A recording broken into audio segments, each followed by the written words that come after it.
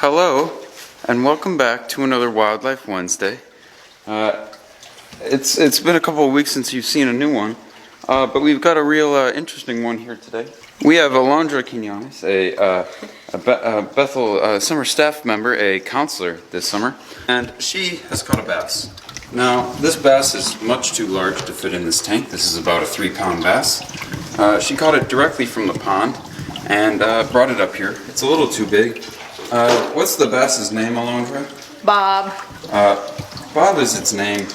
However, because the bass is too big and because we already have these lovely bluegills, I will need to take it back down to the pond. And, well, while I'm taking it back down to the pond, you can come along and join me and maybe we'll learn a thing or two. Here we go. Okay, I have acquired Bob within a bucket, and I am taking Bob now down the valley trail and to the pond. I think I'll do more talking on the way up because I got to get Bob back to the pond. I've made it back to the pond. Glorious. And I will now release Bob. Say goodbye to Bob.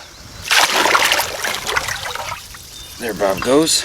Bob was again returned safely to the pond, where he will live a happy life. Okay, I'm gonna go around, well, basically, I'll go around, show what's going on, because it's the middle of summer, everything's lush, green, and there's a lot of stuff that is in peak bloom, and a lot of animals and things that are out and moving around.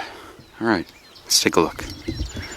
So as you see here, oh, we have some parsnip there, yucky. But look at that, Monarda fistulosa. The wild bee balm. Oh my gosh. And bee balm, it's in the mint family. It smells absolutely fantastic. There's a lot of very cool things that the mint family has in it. Very cool species, very cool things that humans have done with plants from the mint family. You know, such as basil, mint itself, just to list a few. But let's take a closer look at this. Monarda fistulosa is a classic plant for southern Wisconsin and really just kind of all of Wisconsin. I mean, it's a midsummer bloomer. Second week of July is really quite, it's peak. Many tiny flowers on this one flower head. You see, they range from a light purple, kind of like this, like almost a whitish purple kind of color, to a darker purple like these down here, or even to a pink sometimes. They're quite nice. And they smell absolutely wonderful. Honestly, if you were to take a leaf and you were to kind of crunch that leaf in half and smell it, it smells a little bit like Vicks Vapor Rub. So, a very pungent, kind of minty, fresh smell to it. Just a very important plant for this part of Wisconsin, especially for many pollinators and just the ecosystem as a whole. Very cool native mint. Oh. Okay, I just came upon this. Oh, in the same order as the mints, the Lamiales. This, right here. Oh, Verbena pistata, the blue vervain. A wonderful, wonderful kind of wetland species, and of course, a midsummer bloomer. They have these wonderful little bilaterally symmetrical flowers. That just means you can cut them in half, but you can't cut them, you know, it's not a circle. They're not completely symmetrical, but they are, you can fold it in half and be symmetrical. And they're just gorgeous. They're these tiny little plants growing right next to lakes, streams. One thing that's kind of cool that I'm noticing here is, so you have this prairie. It's pretty tall. It's about 3 or 4 feet tall. You have a lot of taller grasses like this, some sedges. Ooh, this is a sedge, a carrot species. You have some goldenrod, things like that. I'm noticing some beaver slides, but I'm also noticing some flat, matted down areas.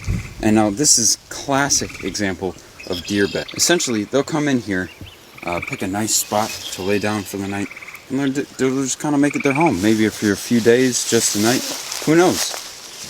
You know, whatever they're looking for, whatever they want to do. You know, it must have been a comfy spot. It looks like I am this is deer's bed not too long ago.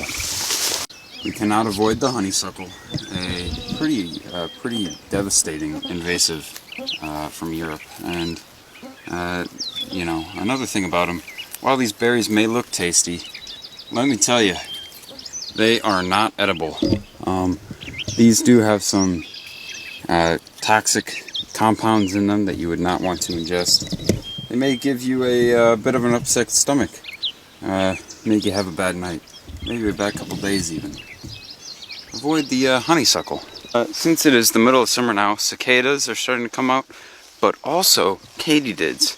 And katydids kind of look like a big giant, like a big grasshopper, a locust or something like that. They have big giant hind legs for jumping around and wings. You ever hear bugs chirping at night? It's probably a katydid, especially if it's in the middle of summer. And something that loves to feed on katydids are tree frogs. Now, if you know about tree frogs, and you know about katydids, you know that katydids are kind of relatively large. Like they'll be up to maybe like 1.5 inches, maybe even pushing 2 inches at times. And the tree frogs really don't get much longer than that. But those tree frogs have just such giant mouths, and they can stretch open their stomachs, that they will go after a large prey item such as a katydid, because it will make, their lives a lot easier, maybe even for a couple of weeks, if they eat one katydid. So those katydids are very important for the tree frogs. The tree frogs as well are very important for keeping the katydid populations down, because if we didn't have those tree frogs, there would be a lot of bugs crawling around at night. Again, just take another look at that Monarda. That Monarda fistulosa, that bee balm, just absolutely dominating this little section of prairie here. Not an invasive, but definitely a very prevalent native. Oh, here's we have a summer camp group up on the cliff as well.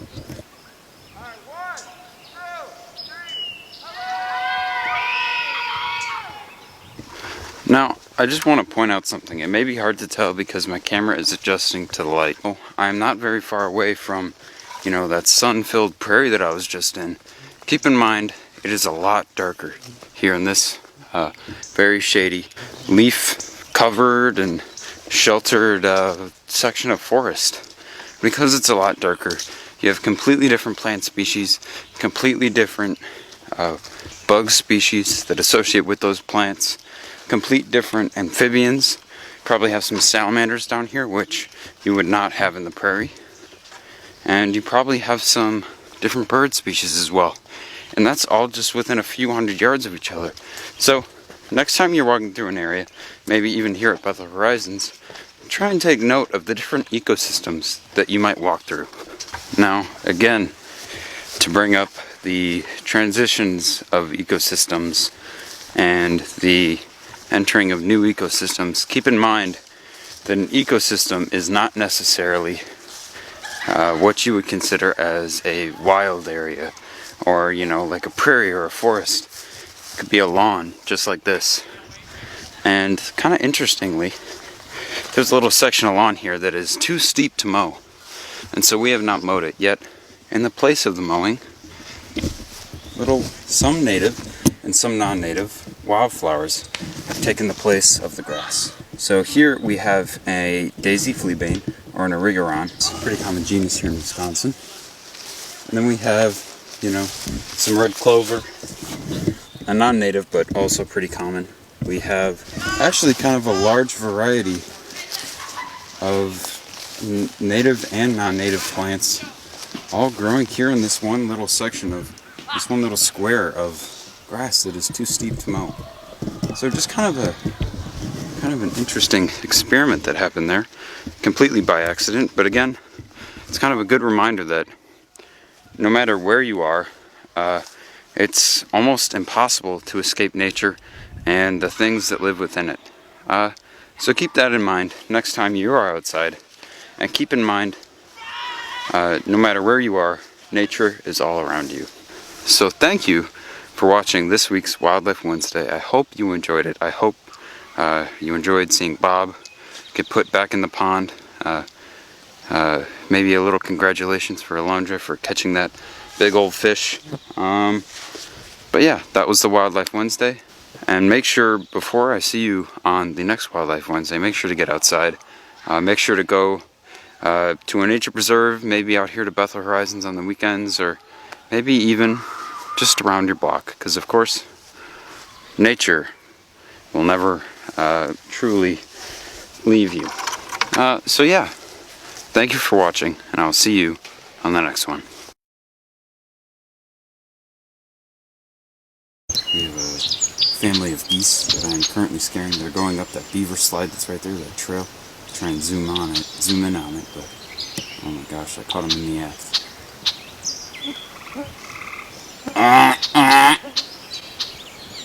No response. Okay. They're moving away with concern. I don't blame them.